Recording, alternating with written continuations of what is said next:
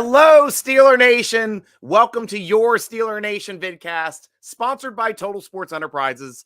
I'm your host, G.Stryker, and after a grueling weekend of draft coverage, I am back for the Analyst show. Happy to have Joe DeLeone from the BLEAV Network jumping on the show here quickly. First, I just wanted to touch on a couple quick topics.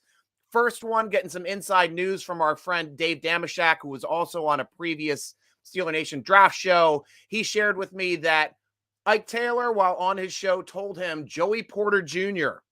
will be swagging, wearing number 24 on his jersey. So I'm going to be happy to wear my 24 Taylor jersey into the stadium to support Joey Porter Jr., who is supporting Ike Swaggin University by taking his number to be number 24 for the Pittsburgh Steelers moving forward. Thank you so much, Dave, from over there at the -3 podcast. Steeler Nation, be sure if you're not already watching the -3 podcast, you need to do so over there because Dave is not only fun, he's funny, and he's knowledgeable. Great Yinzer. Thank you, Dave. I appreciate that inside info. Last thing I wanted to talk about quickly before we have Joe on the air. Shannon Sullivan just signed a 1-year contract that was finalized today. That is the nickel cornerback that came through Philadelphia via Green Bay, 3 years, and then Minnesota the previous year. 5'11", 189, nickel cornerback. So far, last year he had 60 tackles, 2 tackles for losses, 5 total career interceptions with a touchdown, a fumble recovery, and a forced fumble. So I'm expecting this guy to make some splash plays, hopefully on Saturday or Sundays as well for the Pittsburgh Steelers.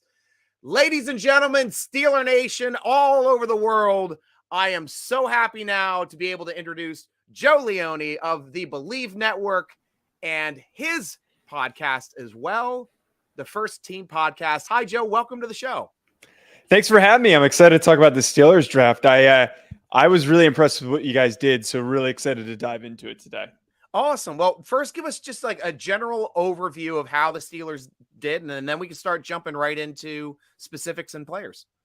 Yeah, I think that the key thing here was them moving up to shore up their offensive line. That was one of my concerns coming into this draft, is if they could find the right positioning to get the last tackle available. It was a lot of wishful thinking to hope that one of those guys, whether it was Darnell Wright or Broderick Jones, was still on the board. And the rest of these tackles that went in the end of the first round and then early second, guys like Matt Bergeron and Anton Harrison, I think would have been significant reaches for where the Steelers were picking. So going up and getting Broderick Jones to me is a very significant move. You have a young quarterback who has some limitations, and the way that you're going to help a guy like that and improve the offense is bolstering the offensive line. But the thing that I love even more about getting Broderick Jones is that you went and got his teammate, who's the best blocking tight end in the class, who's been described as a extra offensive lineman. So You're getting Darnell Washington, who I think is going to be an awesome instant impact. And I think what also works well with Washington is that I feel as though you don't need him to be the primary guy, and we don't know if he has the capability to be the primary guy. But him stepping in, playing alongside Pat Freiermuth, I think is going to work really nicely. And then just the last bit here, the defensive players for me, I loved what they did by going and drafting Joey Porter Jr., son of Joey Porter, former Pittsburgh Steeler great, as well as well aware. Which I'm sure you guys were all really juiced up about that, and I was pretty excited to see that. But a lot of Steeler Nation was expecting to select Joey Porter Jr. in the first round, and he ended up falling to us in the second round. Yeah, and the timing of that was great. And I honestly had, even though I had Joey Porter as my second corner, I would have thought that taking him where the Steelers were drafting would have been a little bit aggressive of a move for him. But I still think tremendous value for you, what you got for him. High upside, great arm length, very long corner. But the rest of those defensive players you guys got on day 2, I think are going to be very productive. Keanu Benton, Nick Herbig, everybody fits exactly with what we know to be great Pittsburgh Steelers football players. And I think that there's going to be early success from all these guys. So now we've talked about Joey Porter Jr. One thing I wanted to mention about Joey Porter Jr. is a tweet that he just shared with Steeler Nation.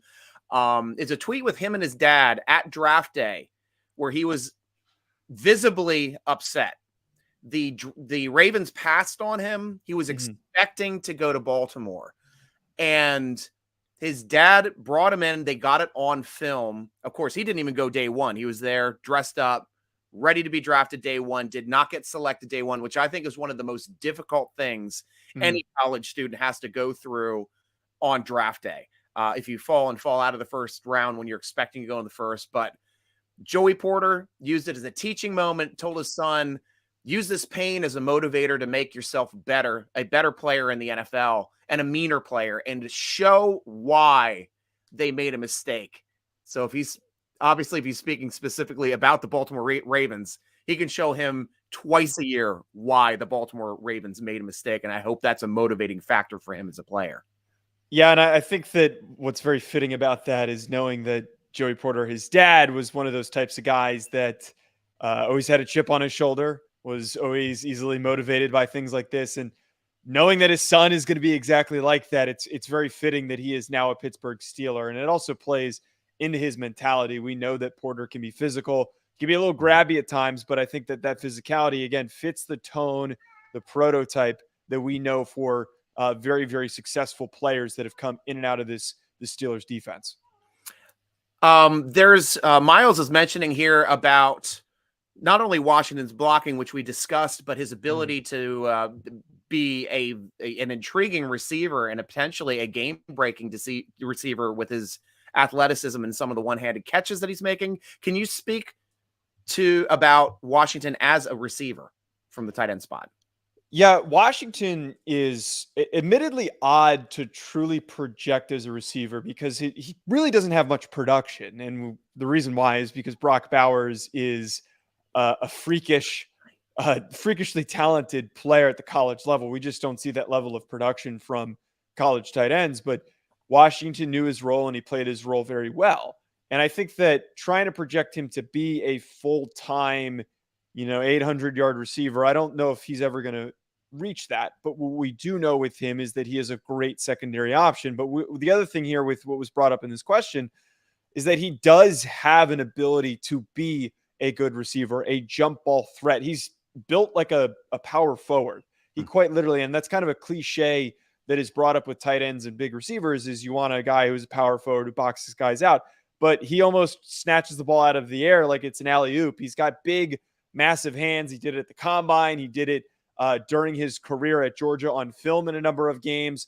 He's got it in his arsenal. But I think at the very least, if you get him as one of the best blocking tight ends in the NFL who catches a few touchdowns and makes a few key catches in games, that's a huge impact for a third-round pick for Darnell Washington.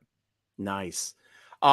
There's also somebody else that was mentioning one of our later round picks, one of our 7th round picks in Corey Trice Jr.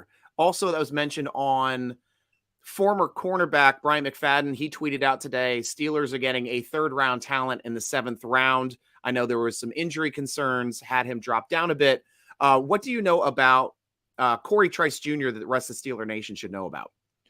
Yeah, he was fantastic in college, and I think that what you just highlighted there is the key takeaway here is that he missed time because of injury, and for some reason, whatever reason this year, injury played a really significant role in the projections and the draft positions on a lot of guys. Trice was one of those players.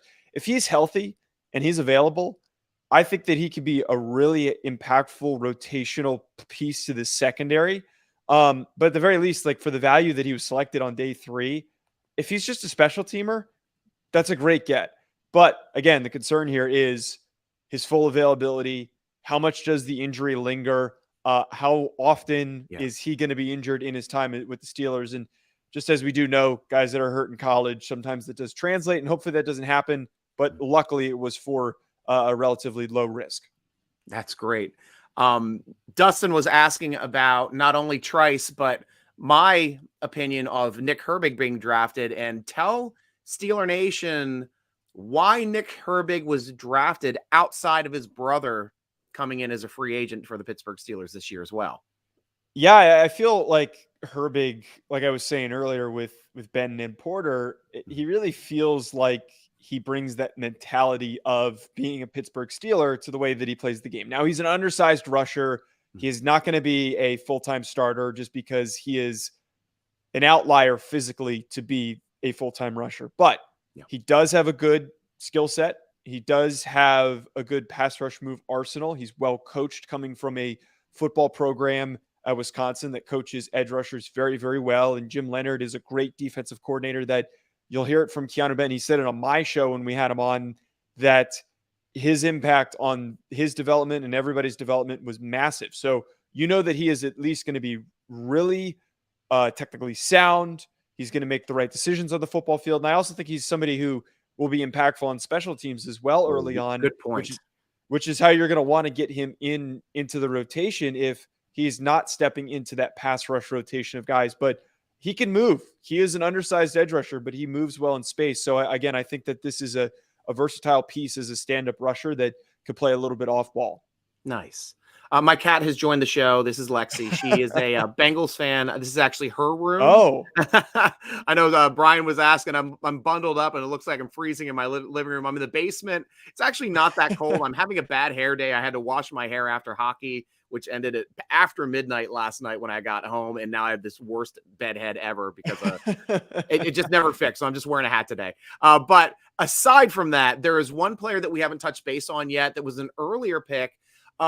Probably at least draft experts are at least saying this is probably the only pick that the Steelers kind of like might have drafted early, whereas everybody else kind of fell into their lap, aside from being aggressive and going up to grab Broderick Jones. Keanu Benton was taken as the second pick in the second round. Big player, big nose. It looks like it's going to translate to being a nose tackle here.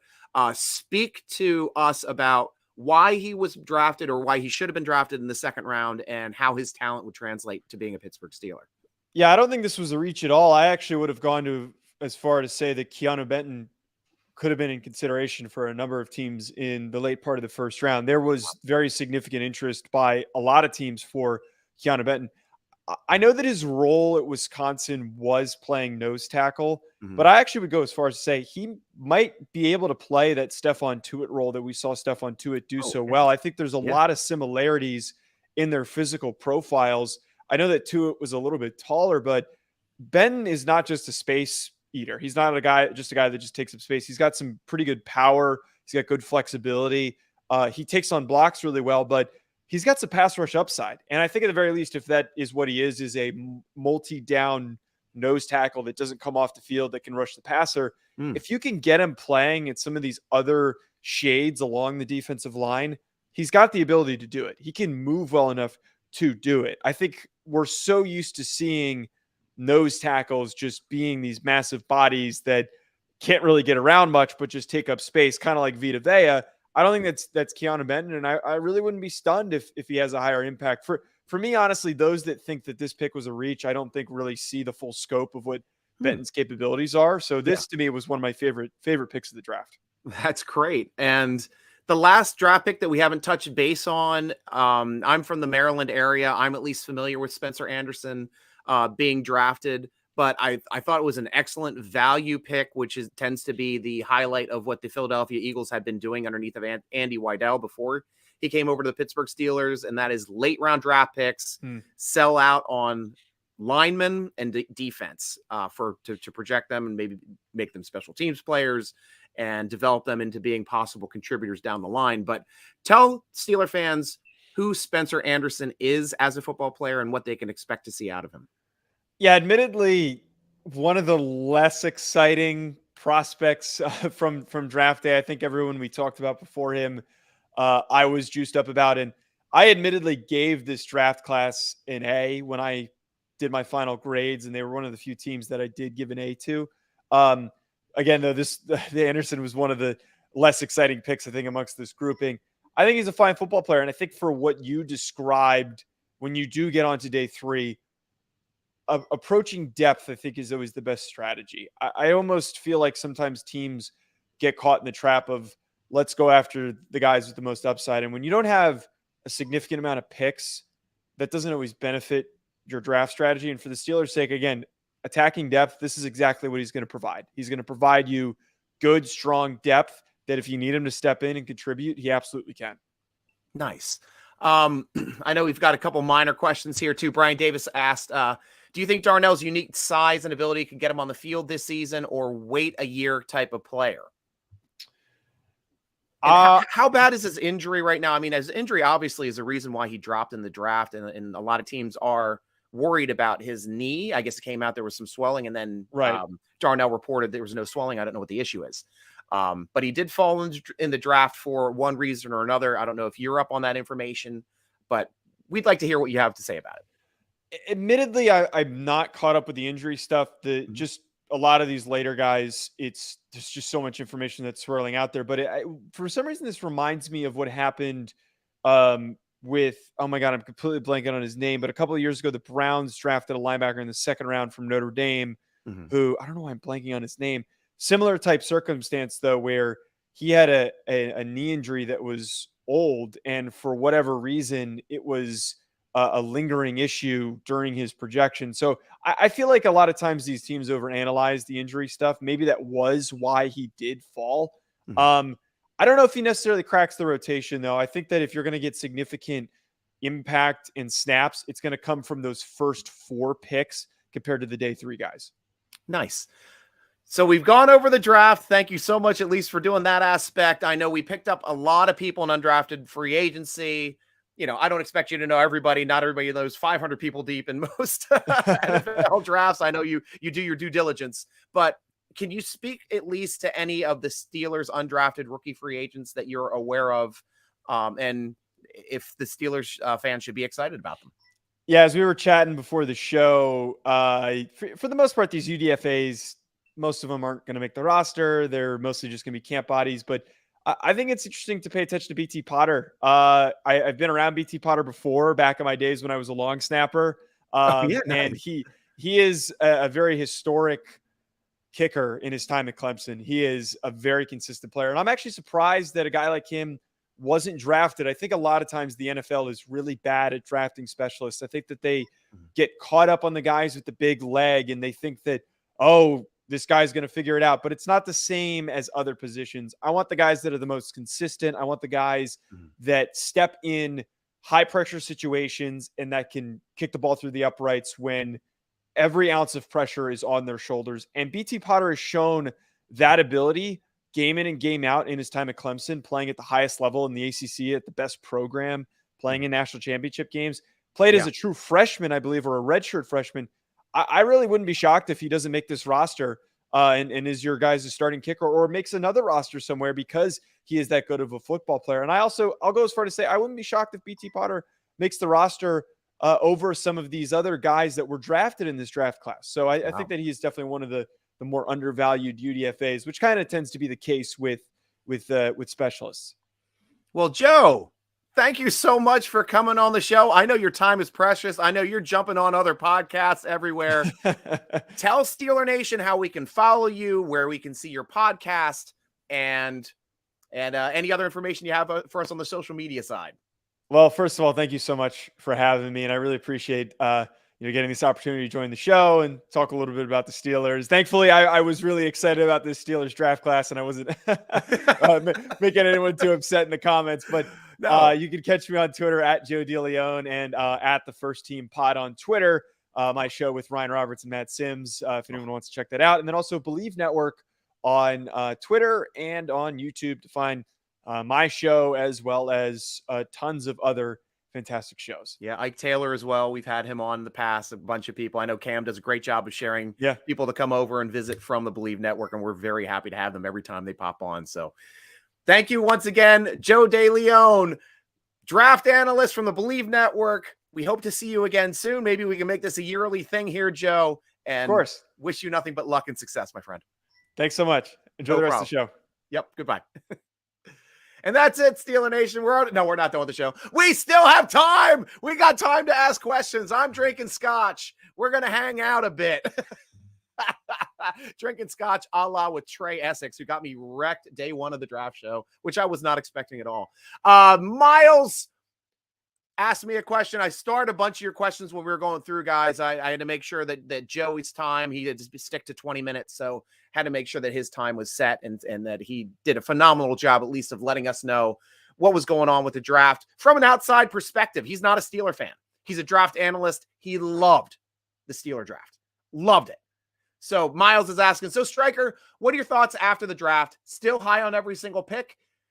Did you do any research on Nick Herbig and our 7th rounders? Yes, I did. I did significant research, and I can even touch base on a couple things that Joe didn't really get to on a couple things.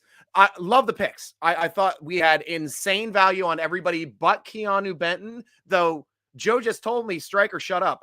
I had him listed as a late 1st round guy, possibly early 2nd. We got him at the end of the 2nd. So that's the signature of this draft was value. Each and every spot we grabbed, value.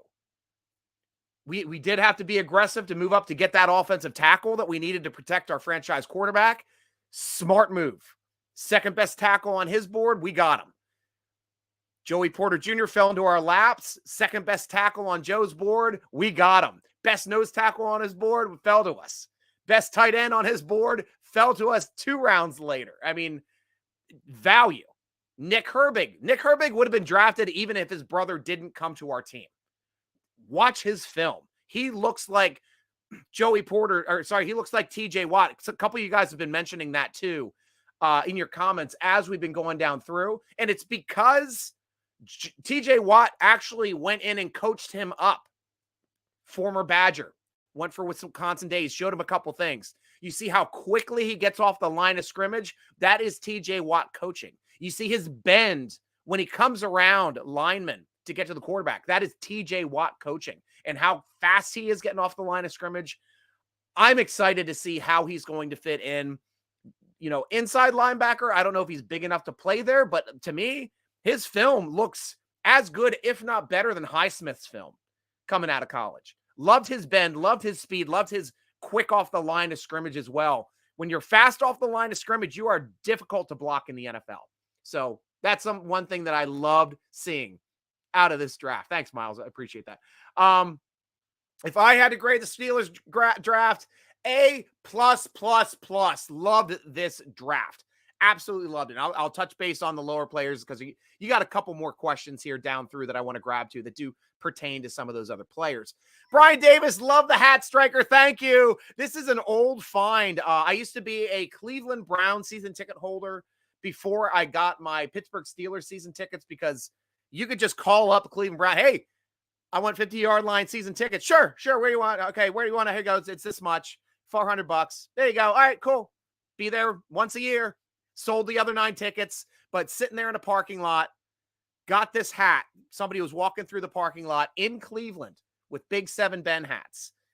Being a Miami of Ohio guy, bought it off of somebody for $5. What best find? You know, sometimes you find some of those finds and they're just worth it. I got a mug like this size also that had the Steeler logo like etched on it for $10. I think I bought like 5 of them from the guy because I used them as Christmas presents the one year. Like, you never know what you're going to find when people are walking through parking lots on game day for the through tailgates, just selling their wares. Sometimes they're making some pretty cool stuff, and that's where I got this hat. You got the story of the hat, Brian Davis. Robert, how you doing, my friend? Guess you can see I voiced the text again, the above typos. It's fine, man. Just asking what physical freak could be drafted so low and be just as injury reported. He fell so far. Yes, that is Trice. And you did mention that you're talking about Trice in your earlier comment. Yeah, Trice fell because he was injured. You do not get 6'3", 200-pound corners that can run a 4.4 outside of the first round without a major issue. His was health. Joe was mentioning that the health is something that you can, talk about, but does not know if that's going to translate to making him a player. Like a guy like Senquez Golston that we drafted in the second round had no health issues whatsoever in college. Not a single injury in college. Got to the pros, got injured every single year, never played a down for the Pittsburgh Steelers. Was on 3 years, was on injured reserve. Never played a down for the Pittsburgh Steelers, and it was heartbreaking to see him get injured on like first day of camp, second day of camp, 2 years in a row. Stunted his growth, never made it back, and of course, never played in the league again, unfortunately. But this is the opposite. Injured player, all the talent in the world on a potential player that doesn't have to start this year too, Robert. Like, we can throw him on the practice squad. He doesn't even need to be rostered. If he makes the roster, that's great. This 7th round is where you're trying to build talent, does not have to contribute this year, hopefully can contribute down the line. And if he becomes a starter opposite of Joey Porter Jr. at that size and length and reach, look out. This is the drafting that the Steelers are trying to do to compete against Cincinnati Bengals, who roster 8 wide receivers. They roster 8. We roster 5. 5 or 6 max. They roster 8 wide receivers. This is how you defend against those wide receivers. Big cover corners. Pat P is going to help out next 2 years. And that means that Trice is going to be under contract after Pat P leaves if he's still playing with us for 2 years, which is a great thing to have. Absolutely great thing to have. Next question. Again from Robert. Will Omar continue his tradition of picking up talented veteran players from other teams after the final cutdown and before the first game of the season? We'll have to see. There aren't any holes, Robert. There really aren't. I mean, we're going to get another quarterback. There's still only 3 quarterbacks on this roster. The other one was the quarterback out of University of Minnesota, Tanner Morgan. We picked him up as an undrafted rookie free agent right after the draft on day 3. We're still waiting on that 4th quarterback. I don't know if we are waiting for the XFL to end. Specifically, the DC Defenders, they have a quarterback that's playing excellent football, and that is in the championship game, playing for a championship game in 2 weeks. We cannot pick anybody up from that team until they are done with their championship. You can pick up the other people that are already eliminated right now, but right now, I think they have their eyes set on a specific quarterback from the DC Defenders. So if you guys want to get an inside track on who the Steelers might be picking up, check out the XFL championship game, not this weekend, but the following weekend, to see how he does and how he might make the Pittsburgh Steelers better. Miles, honestly, at this point, I don't know if you guys agree, but the amount of football players from Georgia turns out to the NFL each year should have made them an NFL team. Right. Yeah. The NFL Georgia Bulldogs.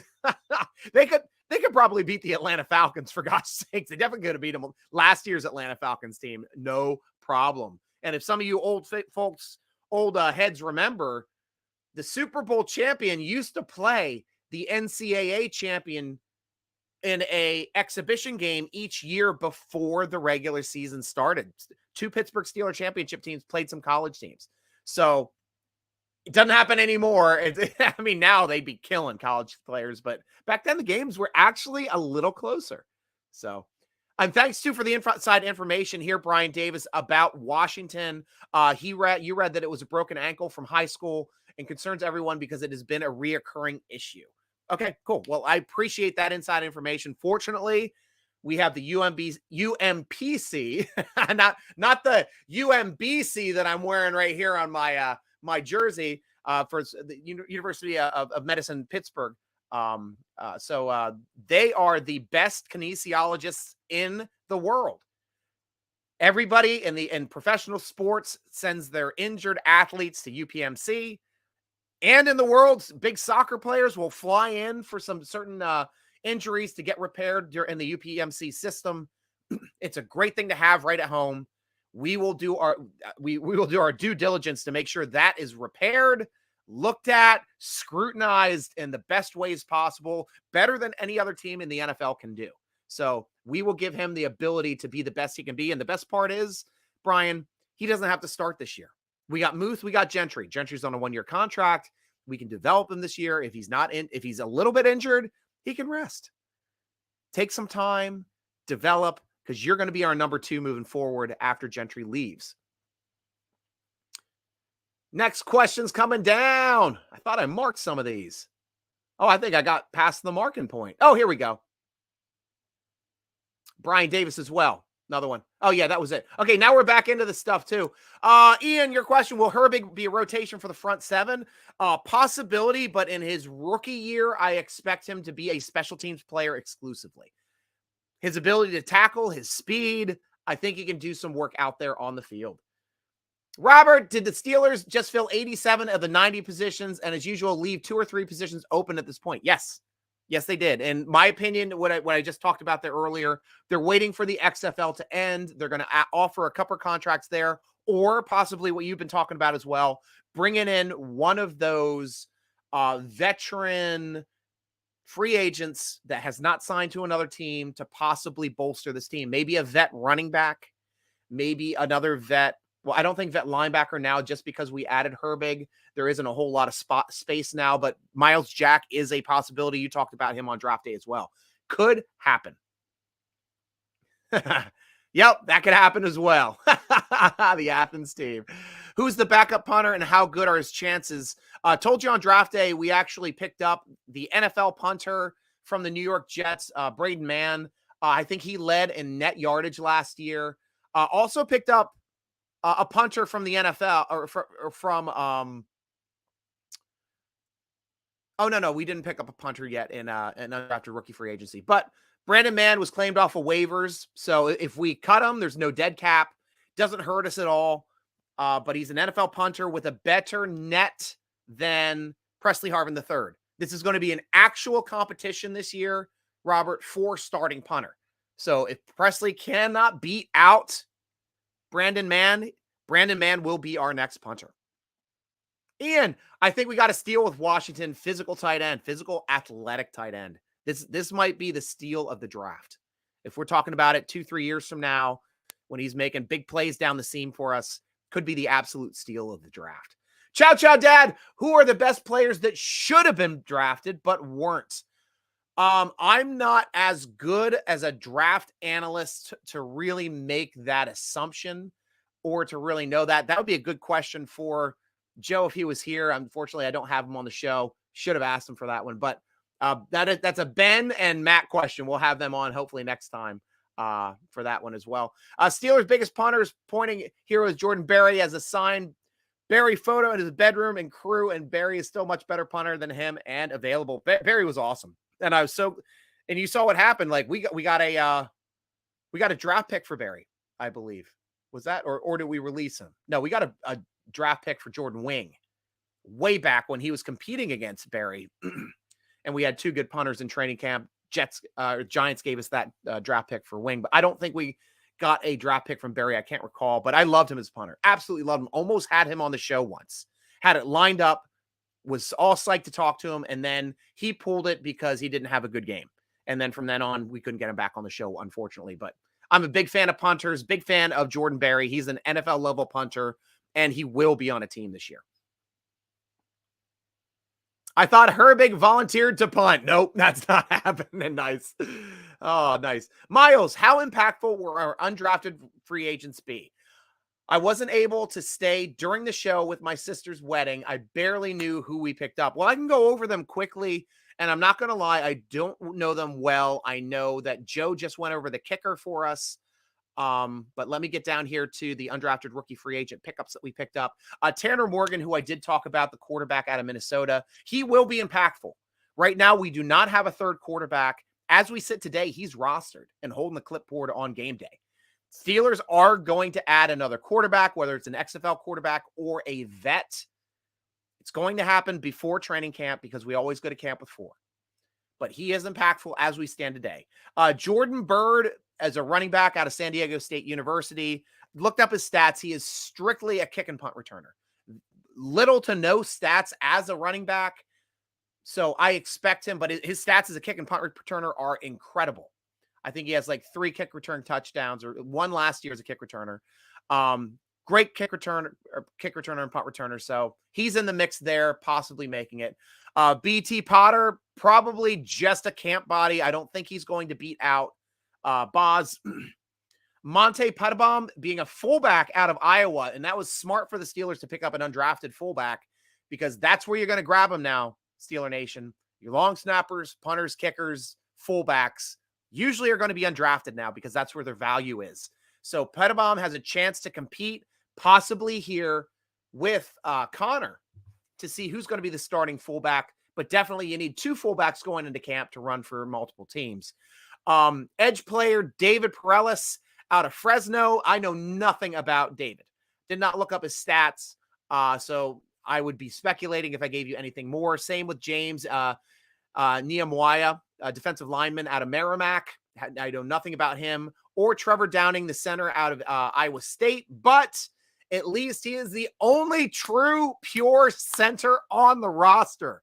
Everybody else played some center. I know currently Cole is our center, but Cole was a guard that played center as well at certain times. He's a center and a guard in previous teams in the NFL.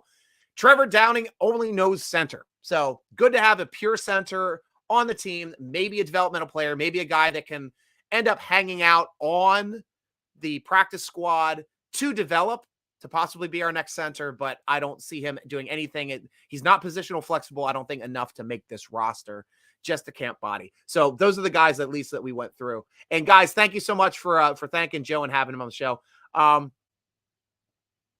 Getting down through. There we go, Michael Hall. Sorry we couldn't get my safety from Bama, but who knows? Maybe down the line we will. And that's always the option. That's why the Steelers do their due diligence to make all of these interviews, all of these connections. And Tomlin said he made more connections this time in the draft process than he ever has. So he put in a lot of work, as well as Omar Khan, as well as Andy Weidel. This was a phenomenal draft from stem to stern, and you got to give all of them kudos. And the positional coaches and all of our drafts scouts. I mean, this was a phenomenal draft, at least on paper. And I'm hoping that these guys can contribute all of them look like they could possibly contribute to this team in one way, shape, or form. And if they do, if we have the majority of them staying on this roster and rostered on game day, it was a great draft. It was an absolutely great draft. George, both Herbigs are willing to do whatever the team wants. Yeah, and I expect both of them to be playing some special teams. Both brothers on special teams, and both of them be rostered on game day because his brother's a big boy and position flexible. So Nick and Nate on game day. Brian, got to get my emojis. That's fine. Brian, I need to call up Cleveland Browns. Said no Steeler fan ever. Oh, right. Herbig's a giant compared to many to mini Bush. So what's your point about not being big enough in the middle if he towers over Bush? Just to me, it has to do with his NFL size. Both of them were small in NFL size for being an inside linebacker and for being an outside linebacker, but he's athletic. He rules the play. I mean, people said Jack Lambert was too small to play in the NFL. People said James Harrison was too small in the NFL. It's not, I'm just saying things that I heard. I'm not saying he can't play in the NFL. I'm not saying he can't be a great player in the NFL. Jack showed he could be Hall of Famer. Harrison showed he could be biggest play in Super Bowl history. Guy should be a Hall of Famer. So yes, I agree. These guys can do it. It's just, we have to wait and see. I don't know where the Steelers are going to plant them right now. Initially, it seems like they want to use him as an edge player.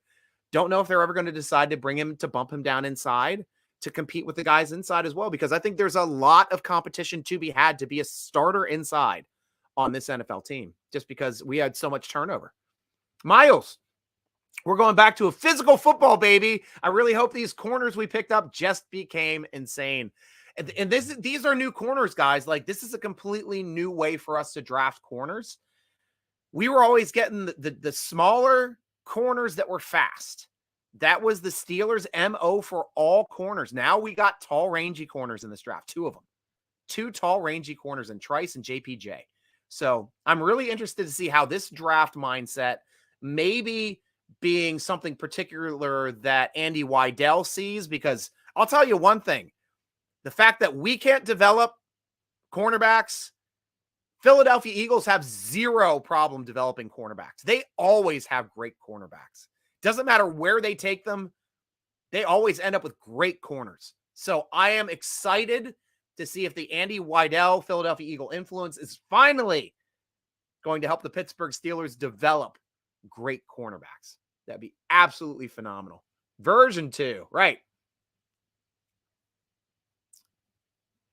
What's this there, Brian? Stryker, why haven't you got on your cat and escalator scratching post? She's got just a standard regular scratching post over in the corner that my friend made out of carpet, and she loves tearing that up. But fortunately, she doesn't use me as a scratching post. She'll need me at night when she tries to go to sleep, so you got to have the blanket up high so you don't get freaking annihilated. Miles, Stryker, I can honestly say the Steelers are Super Bowl bound. I'm excited. This is what happens to me this time of the year anyway, is I'm not as excited about the team, usually because free agency, we do nothing.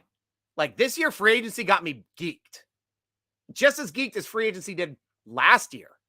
Last year, ton of moves in free agency. We made just as many moves this year in free agency. I kept spreadsheets on both years. Next podcast, I'll talk about which ones we did more moves. I mean, this is crazy how we've been making so many moves on free agency. But then this draft happens. And this is just, I mean, I'm always excited on draft day. I always enjoy draft day.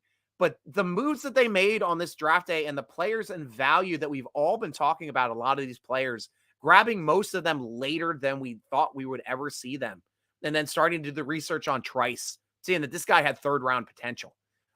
Spencer Anderson being position flexible at all 5 positions. I mean, excellent value pickups where we grabbed them in the draft, making sure they would not go to undrafted free agency. And even the league is talking about possibly extending the draft 2 more rounds. So to help out with undrafted rookie free agency and to limit a lot of now what's starting to happen are teams are starting to throw a lot of money at undrafted rookie free agents that are getting paid more than people are drafted in the 7th round. And that is not fair equitably to players that are drafted in the 7th round. So if you extended 2 more rounds, you're going to take a lot more talent off the board, less onus for people trying to throw a lot of money or more money than they would normally throw at a 7th rounder to the 8th, 9th rounders now getting drafted, getting slotted in their salaries. So then you don't have to worry about 10th rounders essentially being the undrafted rookie free agents, demanding more money than anybody drafted. Brian Davis, after picking up the Minnesota cornerback as a camp arm. Sorry, the quarterback. Yes, undrafted rookie free agent quarterback as a camp arm. I think we will definitely reach for an XFL quarterback. Yeah, we got to pick somebody else up. I don't know which one's going to be the camp arm and which one's going to make the team, but I expect more rotation than Chris Olodikin got last year. Chris Olodikin got 0 rotation. He barely took snaps at all in camp, and that sucked. That was bad for him, bad for his development, but fortunately he won a ring with Kansas City, so he didn't have to worry about it too much. Brian, right after I typed the question, you addressed it. Awesome. Great minds think alike. You got it, my friend, always. Here we go, Robert. So, Stryker, I hope your answer about Trice means that he's not just like Justin Lane, a physical specimen who's not necessarily a great tackler or a great football player. Yet Trice is supposedly a better tackler. Justin Lane's had flashes. He's had games where he has done well. He has had games where he's made mistakes. This is Justin Lane's. I mean, we brought him back. He was a free agent. We brought him back on a 1-year contract. So we'll get to see these guys compete directly in training camp. One of them might make the team. One of them might get cut. So that'll be the camp competition that we'll be talking about when we start hitting July. Miles, if anyone's able to fix his injury issues, it's the Steelers medical team. Absolutely. Dark Storm, even the worst NFL team would beat the best college team, and it wouldn't even be close. Now it would be. In the 70s, it was actually close, Dark Storm. Go on YouTube, check out some of these college games, and even if you check out Wikipedia, NFL versus college football games. Usually the Super Bowl champion had to play. I forget if it was college all-stars or if it was the college champion. I can't remember which one it was. Games were actually close. And some of those full games, you can watch the Pittsburgh Steelers play a full game against college kids for 2 years in a row. And they were actually decent games over on YouTube. So check that out. George Trice is a good physical corner and can tackle well. Love that, George. Thank you for the insight there, my friend. Oh, here we go, Brian. Fun fact, I was born at UPMC, McKeesport. That's great. That's how we have you here rooting for the Steelers, happy and healthy, because you're a happy, healthy baby boy from back then. That is great. Robert, Miles, the worst NFL team with tryouts, the Georgia Bulldogs, so badly that it would be like when I watched the Steelers play, all college, all stars, and the kids were logged away in stretchers for real. Yeah, they were physical games when they became physical at the end. You're right, Robert. College kids were getting whooped. We're getting whooped. Worst NFL team would tout the best NFL college team. Injured Pope score and would look like a baseball score. A basketball score. I'm sorry. Yes, you're right. Bring back Martavis. No, we're never bringing back Martavis Bryant. He's done. What do you think about us making a trade offer to the Ravens' third-round pick next year for Patrick Queen since they didn't pick up his fifth-year option? Use him at middle linebacker? No, I don't give the Ravens any draft capital personally. I do like Queen as a player. I thought when they drafted Queen back on my draft show, I was upset. I was severely upset. Great value at the time when they picked him up. They just don't want to pay the money to him. They did the exact same thing to Mosley. They're doing all this. Like, I think Lamar Jackson is the first rounder to get a second contract as a first round drafted player by the Ravens in like 7 years. So that's a really interesting thing to think about. Something's going on drafting wise where we always expect the Ravens to be so great drafting. They're not retaining their first rounders, and that's going to end up eating their talent from the inside, and they're not going to be as good of a team. What's this one? I went to the last NFL game in history that the Super Bowl winners played, the college All-Stars, and it was right when I moved to Chicago, the Pittsburgh pouring rain Steelers against the All-Stars. And I thought that was the weather that made that game closer, but that was cool that you were actually there. Hopefully you stayed dry as you could. I think our secondary will be great still grabbing those interceptions. Kicker BT Potter going to give Boz a little work. I think he can be good. I looked at his numbers. Percentage-wise, he's nowhere near Boz. Boz is nearly like a 90% kicker, high 80s. BT Potter, 70% kicker. 70 on the nose. Like, not the greatest percentage kicker. He can get better. He's got a good leg. But we'll have to see what happens. Oh, another issue thing I just remembered about that punter we picked up too. I know, Robert, you were asking about that punter, Brandon Mann. He's also a kickoff specialist. That might be another reason why he makes this team over Presley Harvin III, is because if he can kick off, that gives Boz another chance to rest and only worry about kicking field goals. And that would extend Boz's career as well, because he does have some issues sometimes on kickoffs. He'll kick one out of bounds, it seems like, every 8 games. It's got a kickoff specialist in there. Take that off his plate. Let him just mank kicks like he normally does. Brian Brown, Joe Burrow frozen in carbonite hanging on your wall would be an awesome piece of memorabilia. What do you think, Stryker? That's one way to get him to stop from beating us. I'll tell you that, because right now they are our rival. Ravens are not our rival. Cincinnati is. We can beat the Ravens. We can beat Cleveland. We got to find a way to how to beat Cincinnati again. I know we beat them week 1, and I think we keep playing them physically now with these bigger corners. It's going to be a tougher out for them. And if we're getting guys back there 2 to 3 seconds, it's going to make Joe's day tough. We got great pass rushers. Hopefully, we still have Roche on the roster. We just added Herbig to possibly coming off that edge as well. Better than Reed, I'll tell you that. Fullback is short and a stout, wide body. That's how you build fullbacks, man. That's definitely how you build fullbacks. Miles, well, yeah, they will be undrafted unless you are the 49ers. Then you would take a kicker with your first pick in the 3rd round. Yeah, sometimes. Well, hell, I mean, I can remember back when, the Raiders took that kicker in the 1st round. Oh gosh, why am I blanking on his name? But yeah, I mean, sometimes somebody likes a kicker so much, they're like, we got to grab him here, or they have so much of a need where they don't have a kicker on the roster. They don't have anybody that can make significant kicks for them. Then those are the teams that will draft kickers and draft them high. Look at the Steelers using 4th rounds on punters when we grabbed Sepulveda. that was a reach. I mean, he was a hell of a kicker, but the problem was kept kicking himself out of his plant leg. Too strong for his plant leg. And some people knew that going into that draft. We spent a fourth on him. Dark Storm. Speaking of quarterback, I wonder where Mason ends up. I'm kind of shocked that he's still unsigned. Well, I'm not shocked that he's unsigned yet, Dark Storm. This is now the time where other teams are going to start filling their rosters. He will be on an NFL roster. He will be competing in camp on a certain team. We just don't know what team it's going to be yet. But now that the draft is done, teams are going to start ramping up, filling out their 90-man rosters, and then they start doing it with free agents and XFL players as well. Ian, I think they can use Hayward Jr. in a multi-role fullback and tight end. I've thought that as well. Scat back as well. Maybe some running back, maybe some slot receiver as well. He's kind of like a utility knife, and he can do it all and do it all well. He's just a football player.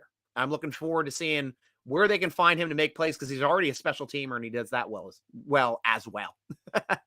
Dark Storm, I predict 3 years. Malik Willis is brought in as a trial backup quarterback. That would be great. I'd be fine with bringing him back to the team. Right now, it sounds like they're starting to sour on him after 1 year. He may be a free agent this year. Well, I don't know. It's what happened to Dwayne Haskins, and that's the reason why we picked him up, why we gave him a contract. He cut a first round number 15 pick after 2 years in the NFL. Heck yeah, we'll throw a flyer on him. And honestly, if he didn't die in Florida, he'd be on this team. He would be our backup quarterback. We probably would never have grabbed Trubisky.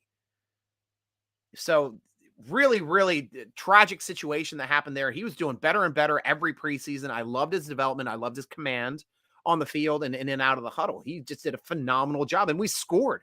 It seemed like every time he was on the football field in preseason, we scored.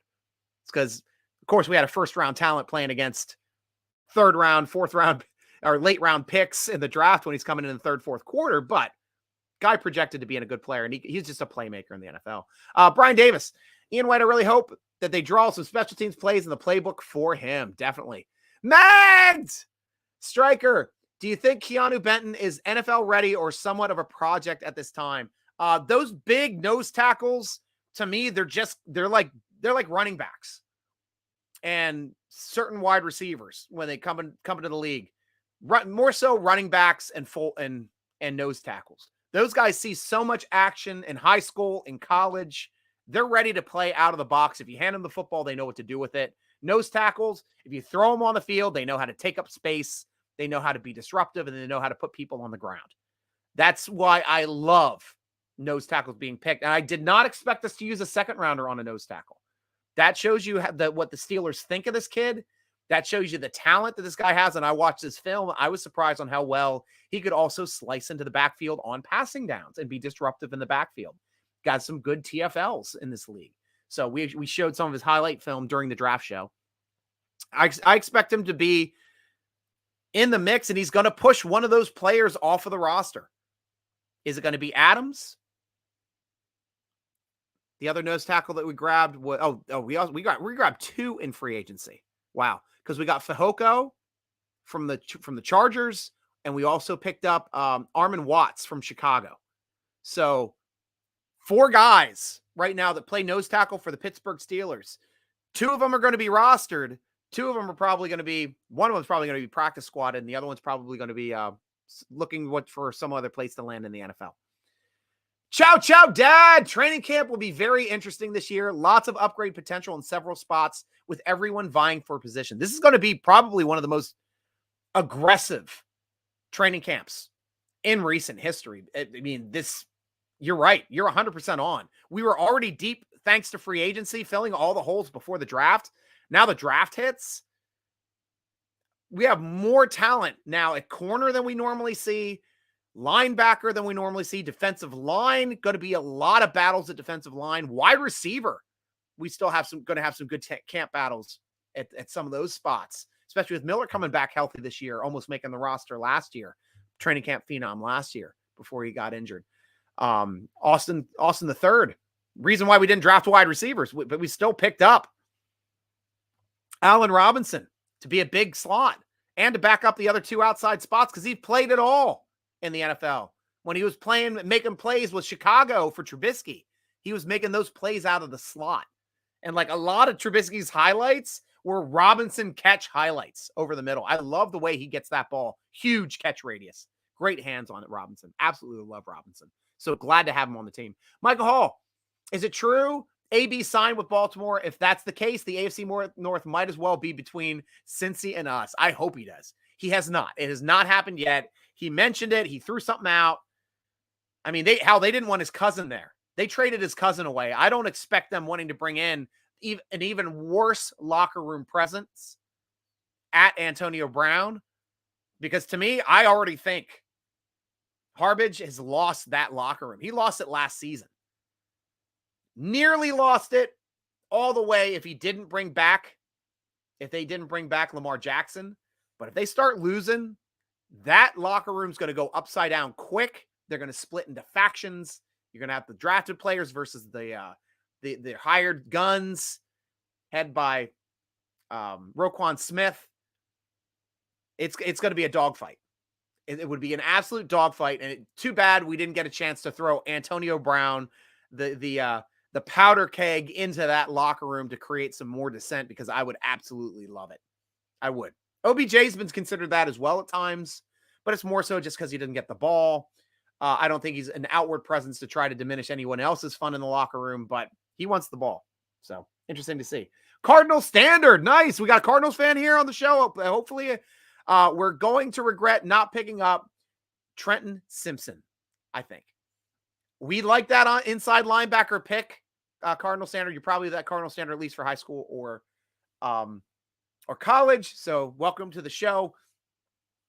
Yes, I mean, I projected him. We love those Iowa inside linebackers, hoping for him to be a good player.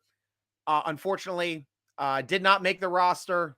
We picked up other guys, so that you have to say, is he better than Joey Porter Jr.? Is he better than Keanu? Because those are going to be how you compare him, because that's about where he went. I mean, I understand where we went. To me, inside linebacker was more of a need. I expected it to pick up earlier. I thought Herbig was that fit for inside linebacker. Don't know if we're going to be using that inside or outside. We have to wait until training camp till we know. George, Benton will start up at nose tackle, but end up defensive end. I'd be happy with that. If he's position flexible like that, he might push Loudermilk off of the roster. Steelers are souring on Loudermilk for some reason. Yeah, I know exactly what you're saying. So yeah, I'm so good. I know what you're saying before you even have to correct it, guys. Brian, the Steelers secondary needs to bring back the Willie Gay dance. Yeah, getting down on the ground. Well, with Joey Porter used to do that dance with him. Maybe Joey Porter Jr. can do that dance with somebody else on the sideline. That would be a lot of fun. It's weird. He's playing the same position that Gay used to play. Miles, Chris Lodigan, Super Bowl winner, most legendary Steeler ever. Definitely. Every time you bring him up, that always my automatic response. Nice. Coming down through your stuff a little quicker here, because I see. Yep, Miles, that's why I said shame they played Roquan Smith before their own players. Like that was going to completely destroy that locker room. If they paid Roquan Smith and Lamar walked, that was going to be like the end of the Ravens era under Harbaugh. That would have ended it. Now they're still hanging on by a tail feather. Brian, I remember the 80s Steelers would scrimmage against Pittsburgh Maulers at Westfield in Homestead, PA. No charge for fans to watch. Wow, that is cool. That is very cool. I'm sure they probably can't do that stuff now, but that would have been cool for fans to watch. Of course, the Bengals can kiss it. Brian, I don't know. The Ravens have made some big steps on offense. Could be dangerous. They could be. Yep, Sebastian Janikowski. Thank you very much. That was the first round drafted kicker. We used to always make jokes about him roofing a girl in a bar. That was his one of his things against him before he was drafted, came out when he was in college. So like we always called him Roofikowski. But yes, thank you so much for bringing those memories back to me, Cardinal Standard. I appreciate it. Having Herbig over Malik Reed is so much more of an improvement. Reed literally did nothing. Unfortunately, Reed did not fit in our system at all. And we traded for him. We used a draft pick for him. Reason why we didn't have picks in the 5th and 6th. I think the 5th went for Reed. Mononga Hill, Mike, welcome to the show, Yinzer. Good kickers are hard to come by. They score points. Boz has been an actual diamond in the rough. Diamond in the rough. To him to be as productive, he's the most accurate kicker the Steelers have ever had by a mile. and been one of the most accurate kickers in the NFL, period. He's right up there with Tucker in accuracy. And now that his legs gotten stronger, he's killing it over 50 yards as well. So kickers, I can talk kickers all day. Jake Moody from Michigan is a beast of a kicker. Awesome. Brian Brown, bring back Mason. He should have been a Steelers starter last year. Steelers would have made the playoffs, I bet. Playoffs? That's one man's opinion. Yeah, Meatball. Connor Hayward is a utility knight, but can play. Can he play like Trey Essex? Trey Essex forever undefeated. Oh, like throw the football? I don't know. We'll have to see. I think a reason why they stopped Super Bowl champ playing NCAA national champs was they did not want injuries to players for the draft. Exactly. I think that's it, Ian. Steelers are definitely stepping into the stairway to 7. I feel it. Like, that's why I'm excited too, George. I think the way that we are now approaching free agency and the way that we are approaching the draft, the Steelers are building to compete for Lombardis. And no excuses anymore. Time to go deep in the playoffs. Robert will hold us to it as well. I know that. Brian Brown, I hope the Steelers defense is so good that they only give up 16 points all year long. Average 4 picks, 8 sacks, 10 tackles for a loss per game. All points struggle to even get 100 yards. That sounds like me when I used to play Tecmo Bowl. We'll see if that happens. NES play action football. I put up triple digits in NES play action football once because I always onside kicked it and could always get it back. Brian Brown, I don't care if the Steelers only score 10 points a game as long as the opponent can't score. That's it. They totally overpaid for OBJ. Complete agreement there. His career is he's at the end of his career. Injuries are a part of his normal routine now. Missed a complete year last year. Did win a Super Bowl the previous year and had a good run there for the Rams before blowing out that knee. But he wasn't great with the Cleveland. Cleveland had a better quarterback in Baker. Baker threw a better ball than Lamar Jackson.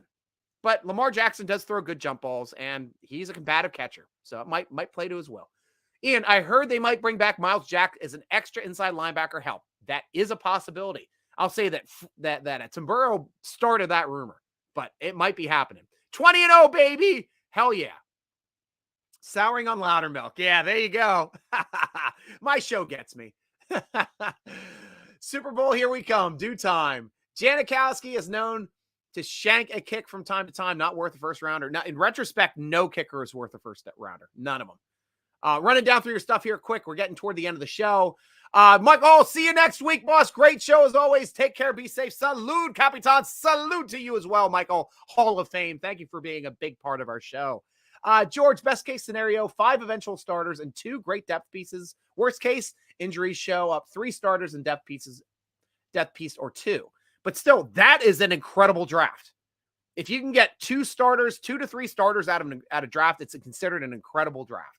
If 2 of them happen to be Pro Bowlers, that's an insane draft.